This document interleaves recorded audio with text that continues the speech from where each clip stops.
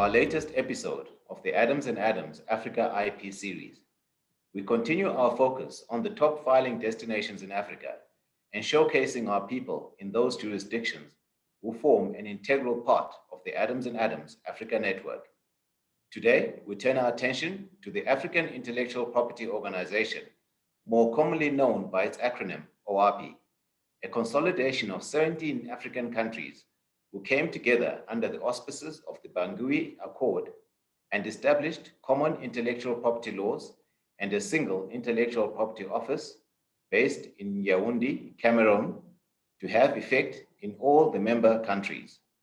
To tell us more about OAPI is Carlton Akum from our associate office located in Yaoundé, Cameroon. Carlton, good to have you and welcome. My pleasure, Menzi. Carlton, to kick us off, can you tell us how long you've worked as a partner, a local partner for Adams and Adams in OAPI, and how that journey has been for you so far? Our firm has been in association with Adams and Adams since September 2007. So it's like 14 years and counting. As far as we are concerned, the association has increased our work traffic to the extent that we are being rated as one of the top law firms in the region based on our filings. So we are quite satisfied with the association because it's giving us more fame over and above our local legal practice, more fame in the IP field in Cameroon and within the entire OAPI region. Thank you. No, that's excellent, Carlton. It's really good to have you as a local partner for Adams and Adams as well. And following on that, we know that there was an announcement sometime last year about the launch of a pilot project to test a new online filing system. Can you comment and give us an update on where the online filing system is at this stage? Thank you again, Menzi. Our firm was privileged to be invited in that pilot project, which was the first of its kind in the region. We have a couple of meetings with the IT department, the OAPI IT department personnel over a couple of days, and the trainings were quite resourceful. Five firms were invited, and we were one of the 5 firms. We were privileged to be one of them. So unfortunately, the online filing, e-filing system has not become operational because of its complexity. The software that was used was very complex, and so most of the few firms that were invited to participate did not find it easy. So the OAPI is currently trying to simplify the software to make it user-friendly to the filing agents, to the accredited offices. We were recently informed that everything being equal, the e-filing system might come into play by December this year, 2021.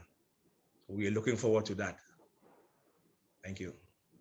Yes, no, definitely. It would be a game changer for the online filing system to kick off and to be in place.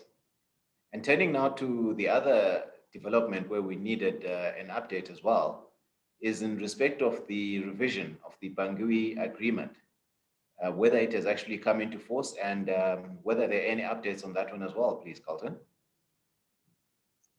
Thanks again, Menzi. The Bangui Agreement was revised sometimes in 2015.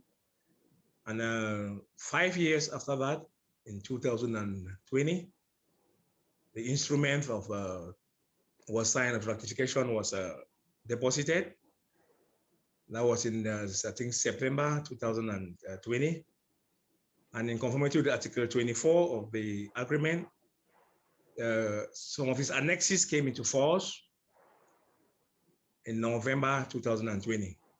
More precisely, Annex 4, I think Annex 5, 6, 7, 8, and 9.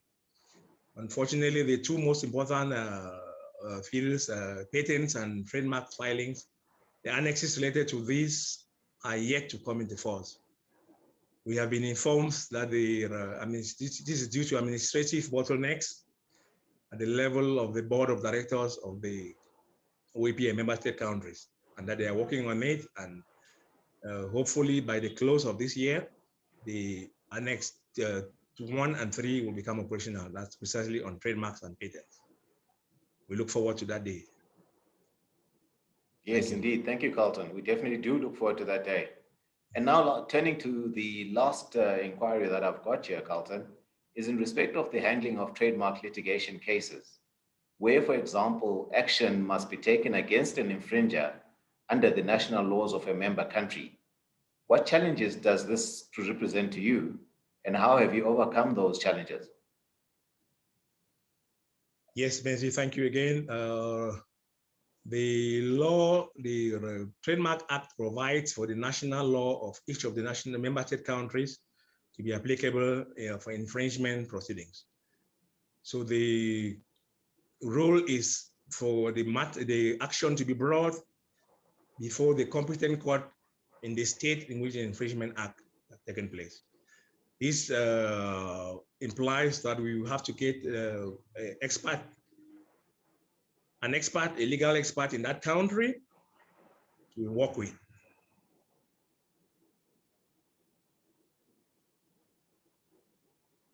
And what are the challenges that you found with this process? Yes, sorry about the pause. We have problems. We have noticed that most of the judges, the magistrates who sit in the courts, in the various states, they are not conversant with IP rules. They are not trained. They don't have an IP background training. So they seem to apply general civil law rules to IP matters, which is a big problem. Right. So you'll find some judgments that are being delivered which are not in line with the provisions of the Bangui Agreement, which is very wrong. In the same line, most lawyers are not IP trained. So they're ignorant in IP proceedings, and when you see them, they come to court, they don't really master, they seem to mix up IP matters and other civil matters, which is itself a big problem. Again, judgments, the matters are unnecessarily delayed. There are delays in the proceedings. You can get the matter, it takes sometimes maybe 3, 4 to 5 years for the judgment to be delivered. And even when the judgment is rendered, it might take another 6 months to a year for the judgment to be written out and handed down out to the parties for enforcement. This is right. all a big problem. Coming again to enforcement rules, the enforcement rules are not quite straightforward. So the court seems to delay proceedings are being delayed unnecessarily.